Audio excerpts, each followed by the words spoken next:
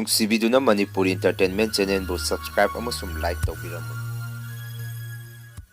ꯃꯌꯥꯝꯕꯨ ꯑꯍꯥꯟꯕꯃꯛꯇꯗꯤ ꯀꯣꯛꯅꯣꯅ ꯈꯣꯏꯔꯝꯖꯔꯤ꯫ ꯉꯁꯤꯁꯨ ꯃꯌꯥꯝꯒꯤ ꯉꯥꯏꯍꯥꯛꯇ ꯑꯣꯏꯔꯕꯁꯨ ꯄꯣꯊꯥꯅꯕ ꯍꯥꯏꯗꯅ ꯐꯨꯜ ꯍꯣꯔꯔ ꯁ꯭ꯇꯣꯔꯤ ꯑꯃ ꯄꯨꯗꯨꯅ ꯂꯥꯛꯆꯔꯤ꯫ ꯋꯥꯔꯤ ꯑꯁꯤꯕꯨ ꯂꯥꯟꯊꯣꯛꯆꯈꯤꯕ ꯃꯇꯝꯗ ꯁꯣꯏꯈꯤꯕ ꯂꯥꯟꯈꯤꯕ ꯌꯥꯎꯔꯕꯁꯨ ꯃꯌꯥꯝꯗ ꯉꯥꯛꯄꯤꯌꯨ ꯍꯥꯏꯖꯔꯤ꯫ ꯂꯥꯏꯔꯦꯟꯖꯥꯎ ꯑꯃꯗꯤ ꯂꯦꯝꯕ ꯂꯧꯕꯨꯛꯇꯒꯤ ꯀꯥꯔꯛꯇꯨꯅ ꯃꯌꯨꯝ ꯃꯥꯏꯀꯩ ꯇꯝꯅ ꯋꯥꯔꯤ ꯁꯥꯗꯨꯅ ꯂꯥꯛꯂꯤ꯫ ꯃꯕꯥꯅꯤꯅ ꯁꯨꯝ ꯂꯥꯛꯄꯗ ꯈꯨꯟꯗꯨꯒꯤ ꯏꯂꯣꯏ ꯂꯣꯏꯕꯗ ꯂꯩꯕ ꯃꯪ ꯃꯌꯥ ꯑꯗꯥꯏꯗ ꯌꯧꯁꯤꯜꯂꯛꯈꯤ꯫ ꯃꯐꯝ ꯖꯒꯥ ꯑꯗꯨꯁꯨ ꯃꯈꯣꯏꯅ ꯊꯥꯏꯅꯗꯒꯤ ꯍꯦꯛ ꯈꯪꯂꯛꯄꯗ ꯖꯒꯥ ꯑꯗꯨ ꯑꯗꯨꯝ ꯁꯣꯛꯑꯒ ꯂꯩꯔꯛꯑꯕ ꯃꯐꯝ ꯑꯃ ꯑꯣꯏꯔꯝꯃꯤ꯫ ꯑꯁꯨꯝꯅ ꯃꯕꯥꯅꯤꯅ ꯃꯪ ꯃꯄꯥꯗꯨ ꯍꯦꯛ ꯌꯧꯁꯤꯜꯂꯛꯄꯗ ꯏꯈꯪ ꯈꯪꯍꯧꯗꯅ ꯍꯧꯅ ꯅꯣꯡ ꯈꯥꯛꯂꯛꯈꯤ꯫ ꯃꯈꯣꯜ ꯑꯗꯨꯗ ꯂꯥꯏꯔꯦꯟꯖꯥꯎꯗꯤ ꯃꯁꯥꯗ ꯈꯪꯄ꯭ꯔꯦꯠ ꯈꯪꯗꯨꯅ ꯃꯪ ꯑꯗꯣꯝꯗ ꯍꯥꯏꯐꯦꯠ ꯍꯦꯛ ꯂꯩꯊꯣꯛꯇꯨꯅ ꯌꯦꯡꯂꯨꯏ꯫ ꯃꯇꯝ ꯑꯗꯨꯗ ꯃꯪ ꯃꯌꯥꯗ ꯃꯇꯝ ꯁꯥꯡꯅ ꯂꯩꯔꯛꯂꯕ ꯐꯨꯔꯥ ꯃꯈꯣꯡ ꯑꯗꯨꯗ ꯅꯣꯡꯊꯥꯡꯒꯤ ꯃꯉꯥꯜ ꯑꯗꯨꯅ ꯌꯩꯔꯛꯄꯗ ꯌꯦꯡꯕꯗ ꯀꯤꯔꯕ ꯑꯍꯜ ꯑꯃ ꯐꯨꯔꯥ ꯃꯈꯣꯡ ꯑꯗꯨꯗ ꯂꯦꯞꯄꯒ ꯂꯩꯕ ꯂꯥꯏꯔꯦꯟꯖꯥꯎꯅ ꯃꯌꯦꯛꯇꯤ ꯁꯦꯡꯗ ꯃꯃꯤ ꯁꯥꯃꯤ ꯎꯔꯛꯈꯤ꯫ ꯃꯗꯨ ꯍꯦꯛ ꯎꯔꯨꯕꯗ ꯂꯥꯏꯔꯦꯟꯖꯥꯎꯗꯤ ꯃꯁꯥꯗ ꯇꯨ ꯆꯣꯡꯈꯤꯕ ꯈꯪꯍꯧꯗꯦ꯫ ꯂꯦꯝꯕꯗꯁꯨ ꯂꯥꯏꯔꯦꯟꯖꯥꯎꯅ ꯐꯨꯔꯥ ꯑꯗꯣꯝꯗ ꯃꯈꯨꯠ ꯊꯤꯟꯗꯨꯅ ꯑꯁꯨꯝꯅ ꯍꯥꯏꯔꯝꯃꯤ, "ꯌꯦꯡꯉꯨ ꯏꯇꯥꯎ, ꯐꯨꯔꯥ ꯃꯈꯣꯡ ꯑꯁꯤꯗ ꯑꯍꯜ ꯑꯃ ꯂꯦꯞꯇꯨꯅ ꯂꯩꯔꯦ꯫ ꯃꯁꯤꯕꯨ ꯀꯅꯥꯅꯣ? ꯅꯪꯁꯨ ꯎꯕ꯭ꯔꯥ ꯑꯃꯨꯛꯇ ꯌꯦꯡꯉꯨ" ꯍꯥꯏꯔꯝꯃꯤ꯫ ꯂꯥꯏꯔꯦꯟꯖꯥꯎꯒꯤ ꯋꯥꯐꯝ ꯑꯗꯨꯗ ꯂꯦꯝꯕꯁꯨ ꯃꯃꯥꯏꯗꯣ ꯁꯠ ꯂꯥꯎꯅ ꯂꯩꯊꯣꯛꯇꯨꯅ ꯐꯨꯔꯥ ꯃꯈꯣꯡ ꯑꯗꯣꯝꯗ ꯌꯦꯡꯉꯝꯃꯤ꯫ ꯑꯗꯨꯕꯨ ꯂꯦꯝꯕꯗꯤ ꯃꯐꯝ ꯑꯗꯨꯗ ꯀꯅꯥꯁꯨ ꯂꯩꯕ ꯎꯔꯝꯗꯦ꯫ ꯃꯥꯒꯤ ꯃꯔꯨꯞ ꯂꯥꯏꯔꯦꯟꯖꯥꯎꯗꯁꯨ ꯑꯁꯨꯝꯅ ꯍꯥꯏꯔꯝꯃꯤ, "ꯀꯩꯅꯣ ꯃꯔꯨꯞ, ꯃꯐꯝ ꯑꯁꯤꯗꯗꯤ ꯀꯅꯥꯁꯨ ꯂꯩꯕ ꯎꯗꯦ꯫ ꯀꯔꯥꯏꯅꯣ ꯅꯪꯅ ꯑꯍꯜ ꯑꯃ ꯎꯏ ꯍꯥꯏꯔꯤꯗꯨꯕꯨ?" ꯍꯪꯉꯝꯃꯤ꯫ ꯃꯗꯨꯗ ꯂꯥꯏꯔꯦꯟꯖꯥꯎꯅ ꯑꯃꯨꯛ ꯐꯨꯔꯥ ꯃꯈꯣꯡ ꯑꯗꯣꯝꯗ ꯃꯨꯟꯅ ꯌꯦꯡꯁꯜꯂꯨꯕ ꯃꯇꯝꯗꯗꯤ ꯉꯥꯏꯍꯥꯛꯀꯤ ꯃꯃꯥꯡꯗ ꯃꯥꯅ ꯎꯈꯤꯕ ꯑꯍꯜ ꯑꯗꯨꯗꯤ ꯑꯃꯨꯛ ꯃꯐꯝ ꯑꯗꯨꯗ ꯂꯩꯕ ꯎꯔꯝꯈꯤꯗꯦ꯫ ꯃꯇꯧ ꯑꯗꯨꯗ ꯃꯥ ꯃꯁꯥꯁꯨ ꯄꯨꯡꯉꯛ ꯉꯛꯆꯈꯤ꯫ ꯑꯗꯨꯒ ꯂꯦꯝꯕꯗ ꯑꯃꯨꯛ ꯁꯨꯝꯅ ꯍꯥꯏꯔꯝꯃꯤ, "ꯀꯔꯤꯅꯣ ꯍꯧꯖꯤꯛꯀꯤꯗꯨꯕꯨ ꯑꯩꯒꯤ ꯋꯥꯈꯜꯅ ꯑꯣꯏꯔꯤꯕ ꯖꯥꯔꯥ? ꯅꯠꯇꯦ ꯃꯔꯨꯞ, ꯑꯩꯅ ꯎꯈꯤꯕꯗꯣ ꯃꯃꯥꯡꯗ ꯑꯃꯨꯛꯐꯥꯎ ꯎꯈꯤꯗ꯭ꯔꯤꯕ ꯁꯛꯐꯝ ꯑꯃꯅꯤ꯫ ꯈꯨꯜ ꯑꯁꯤꯗ ꯂꯩꯕ ꯑꯍꯟꯁꯨ ꯃꯥꯟꯗꯦ, ꯊꯪꯅꯕ ꯈꯨꯜꯗꯒꯤꯁꯨ ꯃꯥꯟꯗꯦ꯫ ꯌꯦꯡꯉꯨꯇꯨ ꯃꯜꯂꯕ ꯐꯨꯔꯥ ꯃꯈꯣꯡ ꯑꯁꯤꯗꯅꯤ꯫ ꯃꯃꯥꯏꯗꯣ ꯑꯩꯈꯣꯏꯔꯣꯝꯗ ꯑꯣꯜꯂꯒ ꯌꯦꯡꯗꯨꯅ ꯂꯩꯔꯝꯃꯤ꯫ ꯂꯥꯛꯑꯣ ꯏꯇꯥꯎ ꯃꯤꯑꯣꯏ ꯑꯗꯨ ꯃꯐꯝ ꯑꯁꯤꯗ ꯂꯣꯠꯇꯨꯅ ꯁꯣꯏꯗꯅ ꯂꯩꯔꯝꯒꯅꯤ꯫ ꯏꯕꯥꯅꯤ ꯆꯪꯁꯤꯜꯂꯒ ꯌꯦꯡꯉꯨꯁꯤ" ꯍꯥꯏꯔꯝꯃꯤ꯫ ꯂꯥꯏꯔꯦꯟꯖꯥꯎꯒꯤ ꯃꯇꯧ ꯑꯗꯨꯗ ꯂꯦꯝꯕꯁꯨ ꯑꯀꯤꯕ ꯑꯃ ꯄꯣꯛꯂꯛꯈꯤ꯫ ꯑꯗꯨꯒ ꯑꯁꯨꯝꯅ ꯍꯥꯏꯔꯝꯃꯤ, "ꯌꯦꯡꯉꯨ ꯃꯔꯨꯞ, ꯃꯪ ꯃꯌꯥꯁꯤꯗ ꯂꯩꯔꯤꯕ ꯐꯨꯔꯥ ꯑꯁꯤ ꯑꯩꯈꯣꯏ ꯅꯣꯏꯅ ꯒ꯭ꯌꯥꯟ ꯍꯦꯛ ꯇꯥꯔꯛꯄꯗꯒꯤ ꯃꯐꯝ ꯑꯁꯤꯗ ꯂꯩꯔꯛꯑꯕ ꯀꯨꯏꯔꯕ ꯃꯜꯂꯕ ꯐꯨꯔꯥꯅꯤ꯫ ꯊꯥꯏꯅꯒꯤ ꯃꯇꯝꯗꯒꯤꯁꯨ ꯃꯐꯝ ꯑꯁꯤꯗ ꯑꯍꯜ ꯑꯃꯅ ꯑꯩꯈꯣꯏꯕꯨ ꯆꯪꯕ ꯊꯤꯡꯉꯝꯃꯤ꯫ ꯖꯒꯥ ꯑꯁꯤꯗ ꯏꯅꯥꯏ ꯇꯥꯍꯟꯕ ꯌꯥꯗꯦ,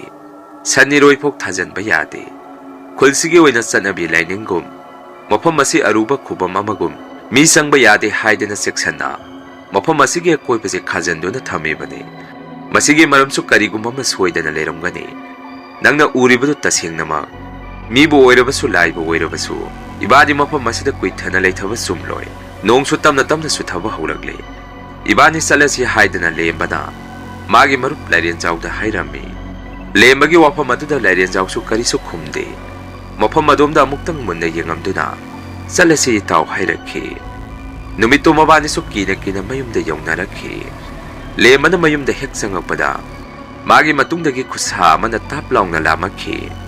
ꯃꯗꯨꯗ ꯂꯦꯝꯕꯁꯨ ꯃꯁꯥꯗ ꯍꯥꯏꯅꯤꯡꯉꯥꯏ ꯂꯩꯇꯅ ꯈꯪꯉꯝꯃꯤ꯫ ꯑꯗꯨꯕꯨ ꯀꯣꯟꯅꯗꯤ ꯃꯥꯒꯤ ꯃꯆꯟꯅꯨꯄꯤꯅ ꯃꯕꯨꯡꯗ ꯂꯛꯅꯕ ꯑꯣꯏꯔꯝꯃꯤ꯫ ꯃꯕꯨꯡꯒꯤ ꯃꯇꯧ ꯑꯗꯨꯗ ꯂꯦꯝꯕꯒꯤ ꯃꯆꯟꯅꯨꯄꯤ ꯏꯆꯟꯊꯣꯏꯅꯁꯨ ꯐꯥꯒꯤ ꯇꯧꯗꯨꯅ ꯁꯨꯝꯅ ꯍꯥꯏꯔꯛꯈꯤ, "ꯀꯔꯤꯅꯣ ꯗꯗꯥ, ꯅꯍꯥꯟꯈꯩꯗꯤ ꯑꯩꯅ ꯗꯗꯥꯗ ꯀꯤ ꯈꯪꯅꯕ ꯐꯅ ꯇꯧꯔꯕꯁꯨ ꯅꯣꯡꯃꯇ ꯅꯁꯥꯗ ꯄꯥꯈꯠ ꯊꯨꯀꯠꯄ ꯑꯃꯠꯇ ꯄꯣꯛꯇꯕꯅꯤ꯫ ꯑꯗꯣ ꯉꯁꯤꯗꯤ ꯑꯗꯨꯛ ꯊꯤꯅ ꯈꯪꯉꯤꯗꯨꯕꯣ? ꯌꯨꯝꯂꯣꯝꯗ ꯀꯥꯔꯛꯄꯗ ꯀꯔꯤ ꯊꯦꯡꯅꯔꯛꯀꯦ?" ꯍꯪꯉꯝꯃꯤ꯫ ꯃꯆꯟꯒꯤ ꯃꯇꯧ ꯑꯗꯨꯗ ꯂꯦꯝꯕꯁꯨ ꯐꯤꯡ ꯂꯥꯎꯅ ꯁꯥꯎꯒꯠꯂꯛꯈꯤ꯫ ꯑꯗꯨꯒ ꯑꯁꯨꯝꯅ ꯈꯨꯝꯃꯝꯃꯤ, "ꯍꯦ ꯑꯉꯥꯎꯕꯤ, ꯅꯪꯅ ꯇꯧꯔꯤꯕꯗꯨ ꯃꯇꯥꯡ ꯆꯥꯗꯦ꯫ ꯏꯃꯨꯡꯗ ꯆꯪꯉꯣ, ꯐꯤ ꯑꯀꯪꯕ ꯑꯃ ꯄꯨꯊꯣꯔꯛꯑꯣ꯫ ꯂꯝꯕꯦꯟꯗ ꯍꯜꯂꯛꯄꯗ ꯅꯣꯡ ꯈꯔ ꯆꯣꯠꯈ꯭ರೆ꯫ ꯉꯁꯤꯗꯤ ꯆꯥꯛꯁꯨ ꯌꯥꯝꯅ ꯂꯥꯝꯃꯤ꯫ ꯏꯃꯥꯒꯤ ꯃꯇꯦꯡ ꯈꯔ ꯄꯥꯡꯕꯤꯔꯨꯆꯣ, ꯆꯥꯛꯇꯣ ꯈꯔ ꯊꯨꯅ ꯂꯣꯏꯁꯤꯟꯅꯕ" ꯍꯥꯏꯔꯝꯃꯤ꯫ ꯃꯆꯟꯅꯨꯄꯤ ꯏꯆꯟꯊꯣꯏꯅ ꯑꯃꯨꯛ, "ꯆꯥꯛꯄꯨꯗꯤ ꯂꯣꯏꯗꯣꯔꯕꯅꯤ꯫ ꯑꯗꯣ ꯗꯗꯥ ꯅꯪ ꯑꯩꯉꯣꯟꯗ ꯁꯥꯎꯔꯕꯣ? ꯑꯩ ꯕꯕꯥꯒꯤ ꯈꯨꯗꯩ ꯑꯀꯪꯕ ꯑꯃ ꯄꯨꯊꯣꯛꯄꯤꯔꯛꯀꯦ꯫ ꯉꯥꯏꯍꯥꯛ ꯂꯩꯔꯒꯗꯤ ꯆꯥꯛꯁꯨ ꯂꯣꯏꯔꯛꯑꯅꯤ" ꯍꯥꯏꯔꯝꯗꯨꯅ ꯏꯆꯟꯊꯣꯏ ꯃꯕꯨꯡꯒꯤ ꯐꯤ ꯑꯀꯪꯕ ꯑꯃ ꯂꯧꯊꯣꯛꯄ ꯏꯃꯨꯡꯗ ꯆꯪꯈꯤ꯫ ꯑꯁꯣꯝꯗꯅ ꯂꯥꯏꯔꯦꯟꯖꯥꯎꯁꯨ ꯃꯃꯥꯡꯗ ꯃꯥꯅ ꯊꯦꯡꯅꯈꯤꯕ ꯊꯧꯗꯣꯛ ꯑꯗꯨ ꯋꯥꯈꯜ ꯇꯧꯗꯨꯅ ꯐꯃꯨꯡꯗ ꯂꯩ꯫ ꯉꯁꯤ ꯑꯩꯅ ꯎꯈꯤꯕ ꯑꯍꯜ ꯑꯗꯨꯕꯨ ꯃꯤꯔ ꯂꯥꯏꯔ? ꯑꯗꯨꯒ ꯈꯨꯜꯁꯤꯒꯤ ꯑꯣꯏꯅꯁꯨ ꯃꯜꯂꯕ ꯐꯨꯔꯥ ꯑꯗꯨꯕꯨ ꯑꯗꯨꯛ ꯆꯦꯛꯁꯤꯟꯅ ꯊꯝꯕꯒꯤ ꯃꯔꯝꯅ ꯀꯔꯤꯒꯤꯅꯣ? ꯐꯩ, ꯍꯌꯦꯡꯗꯤ ꯏꯇꯥꯎ ꯂꯦꯝꯕꯒ ꯑꯩꯒ ꯈꯨꯜꯁꯤꯒꯤ ꯑꯍꯜꯁꯤꯡꯗ ꯐꯨꯔꯥ ꯑꯗꯨꯒꯤ ꯃꯔꯝꯗ ꯀꯔꯤ ꯑꯔꯣꯟꯕ ꯋꯥ ꯂꯩꯕꯒꯦ ꯍꯥꯏꯗꯅ ꯍꯪꯉꯒꯦ ꯉꯁꯤꯒꯤ ꯃꯇꯧ ꯑꯗꯨꯗꯤ ꯑꯉꯛꯄꯅꯤ ꯍꯥꯏꯗꯅ ꯂꯥꯏꯔꯦꯟꯖꯥꯎꯁꯨ ꯋꯥꯈꯜ ꯃꯣꯟ ꯈꯟꯗꯨꯅ ꯂꯩ ꯂꯦꯝꯕꯁꯨ ꯆꯥꯛꯈꯨꯝ ꯃꯥꯡꯗ ꯆꯥꯛ ꯆꯥꯅ ꯑꯍꯜ ꯑꯣꯏꯁꯤꯜꯂꯛꯑꯕ ꯃꯥꯒꯤ ꯃꯃꯥꯒ ꯃꯄꯥꯒꯗ ꯋꯥꯔꯤ ꯁꯥꯔꯝꯃꯤ ngasi aina yumda karakpada khulsigi mangmaya da leiba phura makhong asida hek yaurukpada aige taw lairen jawdi ake khangama nangkhre mana haibada phura makhong aduda ahalama lepamba ui hai adu aina di mafam aduda kanasu leiba uramdi magi dubu tasingnama awoi babu oiri bazara haidana wari sarami lemagi wafam aduda sak saramba mapa mama ngehak zap lepami aduga lemagi mapa bungna masada munne yengduna sumna hairaki yengwei bungo ngasidi isana wahi aduna chindagi kangthokre matung manawde amuk khana imung asida nangna hujik pankiba wahi adu panba yade hayeng nungalaga yumsigi mapanda ipa wari libige ngasidi chak chatho nakhoina thengnei ui hairibadu karisu oiramoi yamna ka hinjana su khallunu hairakhi mapagi wahi adu da lemasu kariguma singnaba ma phawrami karino phuradu ki maramda yumda pho panba yadrisibo natraga tashengnama itaw lairen jawna ui hairidubo chumduri bazara phare hayengdi phura asigi maramda babada hangage khanduna lembasu wakal tawrami numitugi ahinga dudasu lemagi mamangda phura adu nin khairakpadege khungi ahallaman yamna awaba pakhatpa matawama lembana urami phura manung adudagi su yengbada tamthiraba ahallama hogalakhi madu urubada lembasu masada sukimate mipaiba kiba tujungba mapoglami khulladuna leiba nupi kharasu siduna phura makhong aduda taraga leiba mami amasu lemagi mamangda urakhi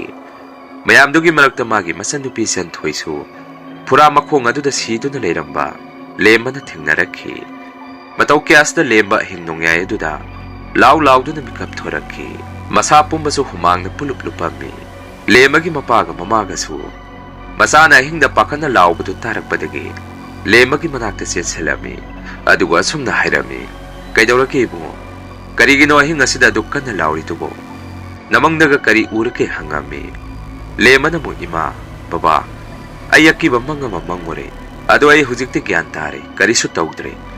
isandi tum hauri banatro hangami mapana mu ibungo isan tum hauri adu ipana su haikre nasada ka hena wakal tawruno Paredo fazna tumo hayeng nongalaga ipaga wari tawsi hairamduna mapaga mamaga su thoki lembasu ahinga duma tumthaba yaramde magi mamangda uramba singa du ningsinglubada asuki matik akiba haibado pokhi asumna nong hek ngan bagati larian jawsu pura adugi maramda khangba pa madage ayuk angan mada lembabu hawba lakhi adubu lembadi yahuramdri larian jawna lembagi manakta sangsalaga sumna hairami itaw Yahobo aduk thengba hongnabro hawgaloi bani thabak ama chalusi hairami maduda lemasu tamna hawgalaki aduga magi marup lairen jawda sumna hairami itaw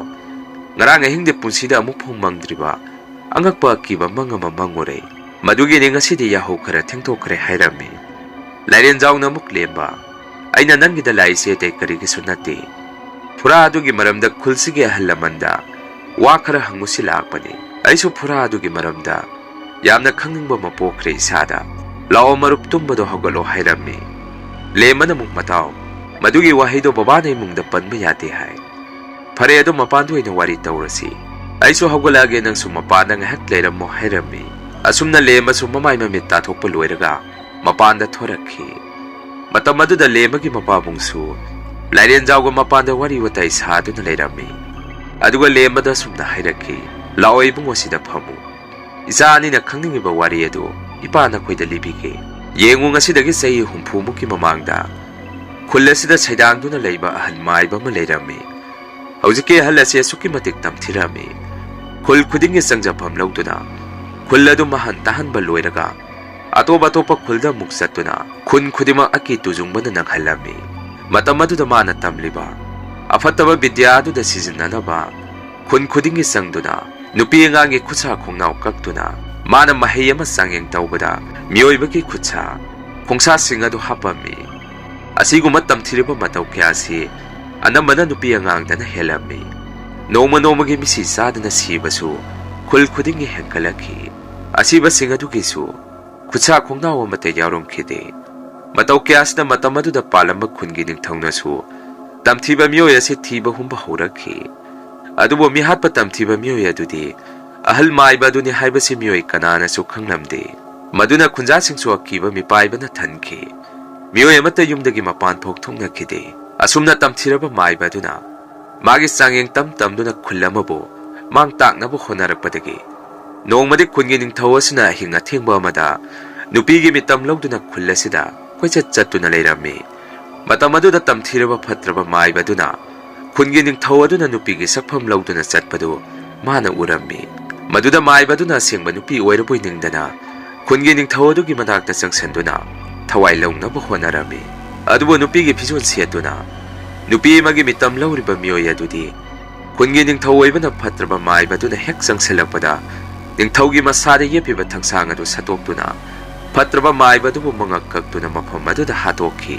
aduga kona ahal adu mafam amada phumjalami masigi matung numit 10 gi matungda amu hanigi misigum khullasida amu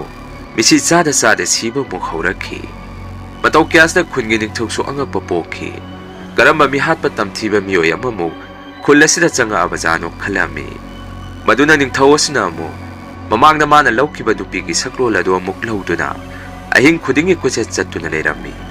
andaksu mi hatpa aduna amuk ningthaubu thawai lawnaba sangakpada ningthauduna thangsang satoktuna mi hatpa adu amuk hatoami matam aduda angakpani handaksu mamangda ningthau aduna mangakkaktuna hatkiba tamthiba maiba adu amuk oiramkhi matau aduda ningthausu masada kiba ama poklami kari matawna masibu khanduna khunjasingi mamangda maiba adu amuk phumjalami matam kharagi matungda amu khullasida mamangda thokiba aduga sap manana amuk mi siba hongnarakpadagi ningthausu kari tawgadabano khanbada awaba mi paiba ama poklami maduna ningthausu atopa khundagi akhang ahai oja guru gi mateng lawba chatkhi ningthongna khulladu thadokduna chakhringai amata poksabi masanupi edusu khut khongge khongsa kaktuna hatoami asomdana ningthaudi lainingma guru amadagi maiba dubo hanaba poktak lawduna khullasida lakpa matamdadi magi masanupi di maiba duna hatokre poktarakpadagi ningthaudi mathamoi kaikhi maiba dubo su khulladuda hingnumidang khaktana koithi thirami adubo handakti maiba du thiba phangkhide khulladu thadokduna chatkhi leirami asomdana ningthaudi masagi wakhanda ngauchatnakhi maiba dugi mathakta laman khumningbana sungaurami asumna leiringai nongmadi thangnaba khunda su mi hathina halamagi poktarakpadagi ningthausu masada siam sakhi maiba du loisalagi handakti khanduna thangnaba khunda miyoi amagi sakrol lawduna maiba du kupna senaba haurami asumna senarakpana nongmadi ningthongna maiba dugi leifam khangami maduna ningthongna thangsang aduda laining manupa guru duna talakpa laigi oiba mantra khara sonduna thang aduna maiba du matup tare thungna kaktuna hatkhi atopa khungi ningthausingngasu maiba du makoigi khunda phumba kibadagi khulsigi ningthauda maiba sigi asiba haksang asi pubiko hairakhi madudagi ningthongna matup tare tarba asiba haksang adu khullasida puraktuna khunjasingi mamangda nahawna amuk phumkhi ningthongna su maiba duna phumkhipa mapa asida miyoi amata changba yaroi sa san hui haudongna jingba jiba panba amata changanba yaroi haidana phura chawba mana nanduna maiba du phumkhi aduga ningthau aduna hingchama maiba du phumkhiba mapa aduda hingtumami maramde amuk hingkalakadra haidana adubo handakti maiba du amuk hana hingkalakhide masini chasa phura dugi wari kuiraba matamgi wari ni nakoina wakhanda kai hina kirubugi mathau tade haidana lemagi mapabungna lemba amati larian jawda hairami wari do tarubada lemadi masada kibada loikhi adubo larian jawdi haujiksu masada chingnaba amade dum poami mana ngarang ukiba thaudo aduda maiba do muk nauna hinkalakadra khalami masigi matung nongmadi lemba amadi larian jawgi mamanaba ama nabadagi sikhi maduna mabani su ahing aduda poloibadu yaurami numito nongle nungsisu yamna kana silami akha karawa loinana tawbadabu nongti taramde asumna mayamna asibadu mathau manga pangthoklingai larian jawna phura adomda haibet leithoktuna yenguba matamda phura adudi machet ning khairakhi mato aduda larian jawdi kibana loirami magi marup lembada sumana uribadu taami adubu handakte lembasu larian jawna uribadu masu urakhi poloiba yauriba mayamda sumakoina uribadu makut thinduna taami ꯃꯇꯧ ꯑꯗꯨ ꯃꯌꯥꯝꯁꯨ ꯎꯕꯗꯒꯤ ꯑꯀꯤꯕꯗ ꯃꯤꯄꯥꯏꯅꯈꯤ꯫ ꯑꯍꯤꯡ ꯑꯗꯨ ꯑꯁꯤꯕꯗꯨ ꯊꯨꯅ ꯄꯣꯂꯣꯏꯕ ꯂꯣꯏꯁꯤꯟꯗꯨꯅ ꯃꯌꯨꯝꯗ ꯍꯥꯊꯨ ꯍꯥꯊꯨ ꯂꯣꯏꯅ ꯆꯦꯟꯅꯈꯤ꯫ ꯂꯦꯝꯕꯒ ꯂꯥꯏꯔꯦꯟꯖꯥꯎꯒꯁꯨ ꯃꯌꯨꯝ ꯇꯝꯅ ꯀꯟꯅ ꯆꯦꯜꯂꯛꯈꯤ꯫ ꯋꯥꯔꯤ ꯄꯨꯝꯕꯁꯨ ꯂꯦꯝꯕꯅ ꯃꯄꯥꯗ ꯇꯝꯃꯤ꯫ ꯃꯇꯝ ꯑꯗꯨꯗ ꯃꯄꯥꯅ ꯑꯁꯨꯝꯅ ꯈꯨꯝꯃꯛꯈꯤ, ꯀꯨꯏꯔꯕ ꯐꯨꯔꯥꯅꯤ ꯃꯆꯦꯠ ꯑꯃꯈꯛ ꯅꯤꯡꯈꯥꯏꯔꯛꯄꯗ ꯑꯗꯨꯈꯛꯅ ꯀꯤꯕ ꯍꯧꯅꯗꯦ꯫ ꯋꯥꯔꯤ ꯑꯣꯟꯈ꯭ꯔꯕ ꯊꯧꯗꯣꯛꯅꯤ, ꯀꯔꯤꯁꯨ ꯇꯧꯔꯣꯏ꯫ ꯍꯌꯦꯡ ꯅꯣꯡꯉꯥꯜꯂꯒ ꯈꯨꯟꯒꯤ ꯑꯍꯜ ꯂꯃꯟꯒ ꯄꯨꯟꯅ ꯃꯐꯝ ꯑꯗꯨꯗ ꯆꯠꯂꯒ ꯌꯦꯡꯉꯨꯒꯦ, ꯄꯥꯈꯠꯀꯅꯨ ꯍꯥꯏꯔꯛꯈꯤ꯫ ꯅꯨꯃꯤꯠꯇꯨꯒꯤ ꯑꯍꯤꯡ ꯑꯗꯨꯗꯁꯨ ꯐꯨꯔꯥ ꯂꯩꯔꯤꯕ ꯃꯐꯝ ꯑꯗꯣꯝꯗ ꯈꯨꯟꯒꯤ ꯍꯨꯏꯁꯤꯡꯅ ꯑꯣꯟꯗꯨꯅ ꯀꯞꯄꯝꯃꯤ꯫ ꯂꯦꯝꯕꯒꯤ ꯃꯄꯥꯁꯨ ꯃꯆꯥꯁꯤꯡꯗ ꯍꯥꯏꯖꯕꯒꯤ ꯋꯥꯅꯤ, ꯃꯥꯒꯤ ꯋꯥꯈꯟꯗꯁꯨ ꯀꯔꯤꯒꯨꯝꯕ ꯈꯔꯗꯤ ꯆꯤꯡꯅꯔꯝꯃꯤ꯫ ꯑꯁꯨꯝꯅ ꯅꯣꯡ ꯍꯦꯛ ꯉꯥꯟꯕꯒ ꯈꯨꯟꯒꯤ ꯃꯤꯑꯣꯏꯁꯤꯡ ꯑꯍꯜ ꯂꯃꯟꯒ ꯄꯨꯟꯅ ꯐꯨꯔꯥ ꯃꯈꯣꯡ ꯑꯗꯨꯗ ꯌꯦꯡꯉꯨꯕ ꯃꯇꯝꯗ ꯐꯨꯔꯥ ꯑꯗꯨꯗꯤ ꯃꯄꯨꯡ ꯐꯥꯅ ꯅꯤꯡꯈꯥꯏꯔꯒ ꯂꯩꯔꯝꯈꯤ꯫ ꯃꯅꯥꯛ ꯑꯗꯥꯏꯗꯁꯨ ꯍꯨꯏ ꯍꯧꯗꯣꯡꯒꯨꯝꯕꯅ ꯈꯣꯠꯂꯝꯕꯒꯤ ꯃꯑꯣꯡꯗ ꯖꯒꯥ ꯑꯗꯨꯗ ꯂꯩꯕꯥꯛ ꯈꯔꯁꯨ ꯍꯣꯒꯥꯏꯔꯒ ꯂꯩꯔꯝꯃꯤ꯫ ꯑꯍꯤꯡ ꯈꯨꯗꯤꯡꯒꯤꯁꯨ ꯑꯄꯤꯛꯄ ꯑꯉꯥꯡꯁꯤꯡ ꯃꯔꯝ ꯃꯤꯆꯥ ꯆꯥꯗꯅ ꯄꯨꯀꯞꯇ ꯀꯞꯅꯔꯛꯈꯤ꯫ ꯃꯇꯧ ꯀꯌꯥꯁꯤꯗ ꯈꯨꯟꯖꯥꯁꯤꯡꯁꯨ ꯃꯤꯄꯥꯏꯕ ꯐꯥꯎꯅꯔꯝꯃꯤ, ꯈꯨꯜ ꯑꯁꯤ ꯑꯋꯥꯕ ꯑꯃꯨꯛ ꯇꯥꯔꯛꯀꯗ꯭ꯔꯥ ꯈꯟꯗꯨꯅ꯫ ꯑꯁꯨꯝꯅ ꯅꯣꯡꯃꯗꯤ ꯈꯨꯜ ꯑꯗꯨꯗ ꯅꯨꯄꯤ ꯑꯃ ꯃꯐꯝ ꯈꯪꯗꯅ ꯃꯥꯡꯈꯤ꯫ ꯃꯌꯥꯝ ꯆꯪꯗꯅ ꯅꯨꯃꯤꯠ 6-7ꯅꯤꯃꯨꯛ ꯊꯤꯕꯗ ꯅꯨꯄꯤ ꯑꯗꯨ ꯊꯤꯕ ꯐꯪꯈꯤꯗꯦ꯫ ꯑꯗꯨꯕꯨ ꯀꯣꯟꯅꯗꯤ ꯀꯤꯅꯤꯡꯉꯥꯏ ꯑꯣꯏꯔꯕ ꯃꯇꯧ ꯑꯃꯗ ꯅꯨꯄꯤ ꯑꯗꯨ ꯐꯨꯔꯥ ꯃꯈꯣꯡꯗ ꯇꯥꯔꯒ ꯁꯤꯗꯨꯅ ꯂꯩꯔꯝꯈꯤ꯫ ꯃꯌꯥꯝꯅ ꯑꯁꯤꯕ ꯑꯗꯨꯒꯤ ꯃꯅꯥꯛꯇ ꯆꯪꯁꯤꯜꯂꯒ ꯌꯦꯡꯉꯨꯕ ꯃꯇꯝꯗꯁꯨ ꯃꯈꯨꯠꯀꯤ ꯈꯨꯠꯁꯥ, ꯈꯣꯡꯒꯤ ꯈꯣꯡꯁꯥ ꯑꯃꯠꯇ ꯌꯥꯎꯔꯝꯈꯤꯗꯦ꯫ ꯃꯗꯨ ꯎꯔꯨꯕꯗ ꯃꯌꯥꯝꯗꯨꯒꯤ ꯃꯔꯛꯇ ꯍꯥꯟꯅꯗꯒꯤ ꯋꯥꯔꯤ ꯈꯪꯕ ꯃꯤꯑꯣꯏ ꯈꯔꯗꯤ ꯃꯤꯄꯥꯏꯕꯅ ꯂꯣꯏꯈꯤ꯫ ꯅꯨꯃꯤꯠ ꯑꯗꯨꯗꯒꯤ ꯃꯤꯁꯤ ꯆꯥꯗ ꯁꯤꯕ ꯍꯧꯅꯔꯛꯈꯤ꯫ ꯑꯍꯤꯡꯗꯁꯨ ꯃꯁꯥ ꯄꯨꯝꯕ ꯑꯃꯨꯕ ꯐꯤꯅ ꯀꯨꯞꯄ ꯃꯤꯑꯣꯏ ꯑꯃ ꯂꯩꯔꯛ ꯈꯨꯜꯂꯛꯇ ꯆꯠꯄ ꯎꯏ ꯍꯥꯏꯗꯅ ꯃꯌꯥꯝꯅ ꯆꯤꯕꯣꯟ ꯉꯥꯡꯅꯔꯛꯈꯤ꯫ ꯅꯨꯃꯤꯗꯥꯡꯗꯁꯨ ꯈꯨꯜ ꯑꯗꯨꯗ ꯂꯩꯔꯤꯕ ꯅꯨꯄꯤ ꯑꯉꯥꯡꯅ ꯃꯅꯤꯡ ꯃꯌꯥꯗ ꯐꯤꯒꯨꯝꯕ ꯐꯧꯔꯝꯕꯗꯨ ꯀꯥꯎꯗꯅ ꯑꯍꯤꯡꯗ ꯂꯧꯁꯟꯕ ꯊꯣꯛꯈꯤꯕꯗ ꯌꯨꯝ ꯃꯅꯨꯡꯗ ꯑꯗꯨꯝ ꯍꯟꯖꯤꯜꯂꯛꯈꯤꯗꯦ꯫ ꯀꯣꯟꯅ ꯅꯨꯃꯤꯠ 4-5ꯅꯤ ꯂꯩꯔꯒ ꯃꯈꯨꯠ ꯃꯈꯣꯡ ꯈꯣꯡꯁꯥ ꯌꯥꯎꯗꯅ ꯂꯝꯍꯥꯡ ꯇꯨꯃꯥꯡꯗ ꯇꯥꯔꯒ ꯁꯤꯗꯨꯅ ꯍꯦꯛꯇ ꯊꯦꯡꯅꯔꯛꯈꯤ꯫ ꯑꯁꯨꯝꯅ ꯇꯣꯏꯅ ꯊꯦꯡꯅꯔꯛꯄꯗꯒꯤ ꯈꯨꯟꯒꯤ ꯃꯤꯐꯝ ꯑꯃ ꯄꯥꯡꯊꯣꯛꯑꯝꯃꯤ꯫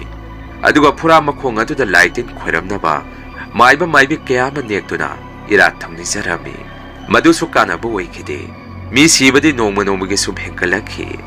ꯑꯗꯨꯕꯨ ꯅꯣꯡꯃꯗꯤ ꯂꯥꯏꯔꯦꯟꯖꯥꯎꯅ ꯃꯌꯨꯝꯗ ꯂꯩꯔꯤꯉꯩ ꯂꯦꯝꯕꯒ ꯃꯄꯥꯕꯨꯡꯒ ꯂꯥꯏꯔꯦꯟꯖꯥꯎꯕꯨ ꯎꯅꯕ ꯂꯥꯛꯈꯤ꯫ ꯃꯇꯝ ꯑꯗꯨꯗ ꯂꯦꯝꯕꯅ ꯀꯞꯇꯨꯅ ꯂꯥꯏꯔꯦꯟꯖꯥꯎꯗ ꯁꯨꯝꯅ ꯍꯥꯏꯔꯛꯈꯤ, "ꯏꯇꯥꯎ, ꯑꯩꯒꯤ ꯏꯆꯟꯗꯣ ꯉꯁꯤ ꯌꯥꯍꯧꯔꯛꯄꯗ ꯃꯥꯒꯤ ꯐꯃꯨꯡꯗ ꯂꯩꯔꯝꯗ꯭ꯔꯦ꯫ ꯑꯩꯈꯣꯏ ꯄꯨꯟꯅ ꯑꯃꯨꯛꯇ ꯊꯤꯃꯤꯟꯅꯔꯨꯁꯤ" ꯍꯥꯏꯔꯛꯈꯤ꯫ ꯋꯥꯐꯝ ꯑꯗꯨ ꯇꯥꯕꯗ ꯂꯥꯏꯔꯦꯟꯖꯥꯎꯗꯤ ꯃꯁꯥꯗ ꯁ꯭ꯋꯥꯏ ꯂꯥꯎꯈꯤ꯫ ꯃꯥꯒꯤ ꯋꯥꯈꯟꯗꯁꯨ ꯂꯦꯝꯕꯒꯤ ꯃꯆꯟꯅꯨꯄꯤ ꯆꯟꯊꯣꯏ ꯍꯤꯡꯅ ꯀꯔꯤꯁꯨ ꯐꯪꯉꯔꯣꯏ ꯈꯪꯉꯝꯃꯤ꯫ ꯐꯅ ꯃꯁꯤ ꯑꯣꯏꯗꯨꯅꯁꯨ ꯂꯦꯝꯕꯅ, "ꯀꯔꯤꯁꯨ ꯈꯜꯂꯨꯅꯨ, ꯐꯪꯅꯕ ꯊꯤꯁꯤ, ꯈꯨꯟꯁꯤꯒꯤ ꯆꯤꯡꯅꯨꯡ ꯃꯥꯅꯨꯡ ꯀꯣꯏꯆꯠ ꯆꯠꯇꯨꯅ ꯊꯤꯁꯤ" ꯍꯥꯏꯗꯨꯅ ꯃꯈꯣꯏ ꯄꯨꯟꯅ ꯂꯦꯝꯕꯒꯤ ꯃꯆꯟꯅꯨꯄꯤꯕꯨ ꯊꯤꯃꯤꯟꯅꯔꯝꯃꯤ꯫ ꯑꯗꯨꯕꯨ ꯐꯪꯕ ꯀꯧꯕ ꯂꯩꯇꯦ꯫ ꯂꯦꯝꯕꯒꯤ ꯃꯇꯧ ꯑꯗꯨꯗ ꯂꯥꯏꯔꯦꯟꯖꯥꯎꯁꯨ ꯌꯦꯡꯕ ꯉꯝꯃꯝꯗꯦ꯫ ꯃꯗꯨꯅ ꯂꯥꯏꯔꯦꯟꯖꯥꯎꯒꯤ ꯋꯥꯈꯟꯗ ꯁꯨꯝꯅ ꯈꯜꯂꯛꯈꯤ꯫ ꯅꯣꯡꯃ ꯂꯦꯝꯕꯒꯤ ꯃꯄꯥꯅ ꯂꯤꯕꯤꯈꯤꯕ ꯋꯥꯔꯤ ꯑꯗꯨꯗ ꯅꯤꯡꯊꯧ ꯑꯗꯨꯅ ꯑꯍꯤꯡꯗ ꯆꯠꯇꯨꯅ ꯃꯥꯏꯕ ꯑꯗꯨꯒ ꯊꯦꯡꯅꯈꯤꯕꯅꯤ꯫ ꯃꯗꯨꯅ ꯑꯩꯁꯨ ꯑꯍꯤꯡꯗ ꯑꯩꯒꯤ ꯃꯔꯨꯞ ꯂꯦꯝꯕ ꯑꯃꯗꯤ ꯈꯨꯟꯁꯤꯒꯤ ꯃꯍꯨꯠ ꯁꯤꯟꯗꯨꯅ ꯃꯥꯏꯕ ꯑꯗꯨ ꯊꯤꯔꯨꯒꯦ ꯈꯜꯂꯝꯃꯤ꯫ ꯑꯁꯨꯝꯅ ꯂꯥꯏꯔꯦꯟꯖꯥꯎ ꯃꯁꯥꯗ ꯑꯀꯤꯕ ꯄꯨꯝꯕ ꯊꯥꯗꯣꯛꯇꯨꯅ ꯃꯁꯥꯗ ꯊꯥꯡꯁꯥꯡ ꯑꯃ ꯌꯦꯞꯇꯨꯅ ꯑꯍꯤꯡ ꯑꯗꯨꯗ ꯐꯨꯔꯥ ꯃꯈꯣꯡ ꯑꯗꯨ ꯇꯝꯅ ꯂꯥꯛꯄ ꯍꯧꯔꯝꯃꯤ꯫ ꯖꯒꯥ ꯑꯗꯥꯏꯗ ꯍꯦꯛ ꯌꯧꯔꯛꯄꯗ ꯑꯃꯨꯕ ꯐꯤꯖꯣꯜ ꯁꯦꯠꯄ ꯀꯤꯅꯤꯡꯉꯥꯏ ꯑꯣꯏꯔꯕ ꯃꯤꯑꯣꯏ ꯑꯃ ꯂꯦꯝꯕꯒꯤ ꯃꯆꯟꯅꯨꯄꯤ ꯆꯟꯊꯣꯏꯕꯨ ꯄꯝꯗꯨꯅ ꯃꯈꯣꯡ ꯂꯩꯕꯥꯛ ꯃꯈꯥ ꯇꯥꯗꯅ ꯄꯥꯏꯔꯒ ꯂꯥꯛꯈꯤ꯫ ꯑꯗꯨꯒ ꯐꯨꯔꯥ ꯃꯈꯣꯡ ꯑꯗꯨꯗ ꯑꯁꯤꯕꯗꯨ ꯄꯣꯞ ꯂꯥꯎꯅ ꯊꯥꯗꯔꯝꯃꯒ ꯑꯃꯨꯛ ꯄꯥꯏꯗꯨꯅ ꯆꯠꯈꯤ꯫ ꯃꯇꯧ ꯑꯗꯨꯗ ꯂꯥꯏꯔꯦꯟꯖꯥꯎꯗꯤ ꯃꯆꯤ ꯑꯃꯗ ꯂꯨꯝꯗꯨꯅ ꯌꯦꯡꯉꯝꯃꯤ꯫ ꯏꯆꯟꯒꯤ ꯑꯁꯤꯕ ꯍꯛꯆꯥꯡ ꯑꯗꯨ ꯎꯕꯗꯁꯨ ꯃꯃꯤꯠꯇꯒꯤ ꯃꯄꯤ ꯇꯥꯔꯛꯈꯤ꯫ ꯀꯣꯟꯅꯗꯤ ꯆꯟꯊꯣꯏꯕꯤꯒꯤ ꯑꯁꯤꯕ ꯍꯛꯆꯥꯡ ꯑꯗꯨ ꯃꯥꯅ ꯈꯨꯟꯀꯠꯀꯦꯅ ꯇꯨꯡꯁꯠ ꯂꯥꯎꯅ ꯂꯩꯊꯣꯔꯛꯄꯗ ꯀꯤꯅꯤꯡꯉꯥꯏ ꯑꯣꯏꯔꯕ ꯃꯁꯥ ꯄꯨꯝꯕ ꯑꯃꯨꯕ ꯐꯤꯅ ꯀꯨꯞꯄ ꯑꯐꯠꯇꯕ ꯄꯣꯠꯁꯛ ꯑꯗꯨ ꯃꯥꯒꯤ ꯃꯇꯨꯡꯗ ꯂꯦꯞꯇꯨꯅ ꯂꯩꯔꯝꯈꯤ꯫ ꯑꯗꯨꯒ ꯂꯥꯏꯔꯦꯟꯖꯥꯎꯕꯨ ꯃꯈꯧꯔꯤ ꯆꯔꯝ ꯃꯦꯠꯇꯨꯅ ꯋꯥꯡꯅ ꯃꯊꯛꯇ ꯄꯥꯏꯈꯠꯂꯒ ꯃꯈꯥꯗ ꯂꯪꯊꯔꯛꯈꯤ꯫ ꯈꯨꯗꯛꯇ ꯂꯥꯏꯔꯦꯟꯖꯥꯎꯁꯨ ꯃꯐꯝ ꯑꯗꯨꯗ ꯃꯁꯥꯗ ꯐꯤꯡ ꯐꯤꯡ ꯀꯥꯎꯗꯨꯅ ꯊꯋꯥꯏ ꯂꯥꯟꯈꯤ꯫ ꯅꯣꯡꯉꯥꯜꯂꯒꯗꯤ ꯑꯁꯤꯕ ꯍꯛꯆꯥꯡ ꯑꯅꯤꯗꯨ ꯄꯨꯂꯞ ꯄꯨꯟꯅ ꯐꯨꯔꯥ ꯃꯈꯣꯡ ꯑꯗꯨꯗ ꯃꯌꯥꯝꯅ ꯊꯦꯡꯅꯔꯛꯈꯤ꯫ ꯂꯦꯝꯕꯁꯨ ꯃꯇꯧ ꯑꯗꯨ ꯎꯕꯗ ꯊꯃꯣꯏ ꯀꯥꯏꯈꯤ꯫ ꯃꯆꯟꯅꯨꯄꯤꯕꯨ ꯑꯃꯨꯛ ꯀꯣꯟ, ꯃꯥꯒꯤ ꯃꯔꯨꯞ ꯂꯥꯏꯔꯦꯟꯖꯥꯎꯕꯨ ꯑꯃꯨꯛ ꯀꯣꯟ, ꯌꯥꯝꯅ ꯀꯞꯄꯝꯃꯤ꯫ ꯃꯁꯤꯒꯤ ꯃꯇꯨꯡ ꯀꯣꯟꯅꯗꯤ ꯂꯦꯝꯕꯒꯤ ꯃꯄꯥꯕꯨꯡꯅ ꯃꯆꯥꯅꯨꯄꯥ ꯂꯦꯝꯕꯗ ꯁꯨꯝꯅ ꯍꯥꯏꯔꯛꯈꯤ, "ꯌꯦꯡꯉꯨ ꯏꯕꯨꯡꯉꯣ, ꯍꯧꯖꯤꯛꯇꯤ ꯅꯆꯟꯅꯨꯄꯤ ꯑꯃꯗꯤ ꯅꯪꯒꯤ ꯃꯔꯨꯞꯀꯤꯗꯃꯛꯇ ꯅꯪꯅ ꯂꯃꯟ ꯈꯨꯝꯗꯕ ꯌꯥꯔꯣꯏ꯫ ꯃꯇꯝꯗꯨꯒꯤ ꯃꯤꯍꯥꯠꯄ ꯃꯥꯏꯕ ꯑꯗꯨꯅ ꯍꯧꯖꯤꯛ ꯑꯃꯨꯛ ꯁꯥꯐꯣꯡꯉꯛꯏ꯫ ꯃꯗꯨꯅ ꯃꯇꯝꯗꯨꯒꯤ ꯅꯤꯡꯊꯧꯅ ꯄꯥꯏꯔꯝꯕ ꯊꯥꯡ ꯑꯗꯨꯁꯨ ꯁꯣꯏꯗꯅ ꯂꯩꯔꯝꯒꯅꯤ꯫ ꯃꯗꯨ ꯏꯄꯥ ꯏꯆꯥꯅ ꯅꯤꯡꯊꯧꯒꯤ ꯃꯆꯥ ꯃꯁꯨꯗ ꯍꯪꯉꯨꯁꯤ꯫ ꯀꯔꯤꯒꯨꯝꯕ ꯊꯥꯡ ꯑꯗꯨꯅ ꯂꯩꯔꯝꯕ ꯊꯣꯛꯂꯕꯗꯤ ꯑꯐꯠꯇꯕ ꯃꯥꯏꯕꯒꯤ ꯊꯋꯥꯏ ꯑꯗꯨ amuk namsankiba ngamgani hairakhi. Asumna mapa masana thang adu kuithi thirami. Konadi thang adu lainingba nupa amana irathangni jarga leiramki. Aduga lemaga mapagada sumna hairakhi. Nakoina thawai adu thang asina tarai maithiba piba ngamloi.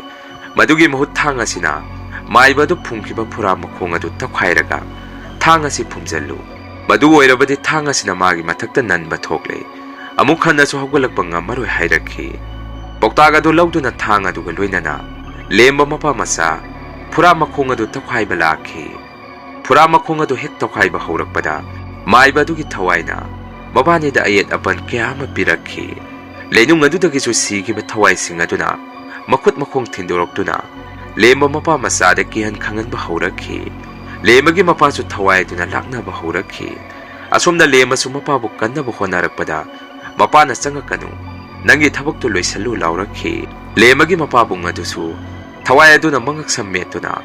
mathakta pukhatki ge hek torakpada lemade lebak adu mapung phana tokhaiba loiduna thang adu makhada hundarkhi. Aduga chaurba nungjaw amana thang adu nasalame. Madudagi sigidaba kitang na ngairba lemagi mapabung Patraba maiba tugi thawai aduna thado amduna thawai adu phura manung aduda paisankhi. Asumna thang aduna maiba tugi mongpham adu punsi supan nanduna thamki. Kulladusu lemba mapa masana kankhi. Mayam wari asi matang asai da loijare. Mathangi wari da mayam punamuk thengnarasi. Asigidi mayam dagi kainanaba bidai laujare.